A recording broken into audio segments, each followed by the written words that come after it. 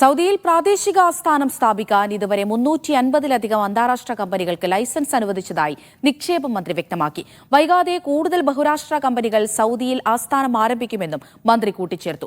റിയാദിൽ നടന്ന human capacity initiative കോൺഫറൻസിൽ സംസാരിക്കുകയായിരുന്നു അദ്ദേഹം.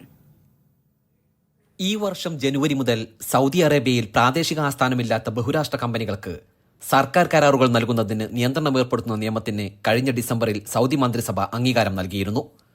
ഇതിനെ തുടർന്ന് നിരവധി കമ്പനികളാണ് സൗദിയിൽ ആസ്ഥാനം സ്ഥാപിക്കുന്നതിനായി ശ്രമിച്ചുകൊണ്ടിരിക്കുന്നത്.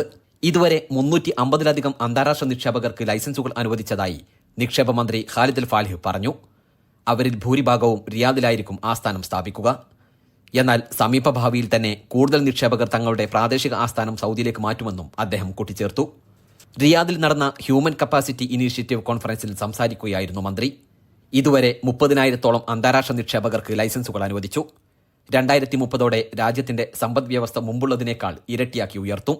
കൂടാതെ സ്വകാര്യ മേഖലയുമായുള്ള പങ്കാളിത്തം 40% നിന്ന് 65% ഉയർത്താനും പദ്ധതിയുണ്ട്.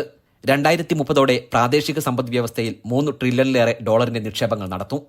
ഈ നിക്ഷേപങ്ങൾ മാനവശേഷി വികസനത്തിന് വൻ അവസരങ്ങളൊരുക്കുമെന്നും മന്ത്രി പറഞ്ഞു. Media 1 Jeddah.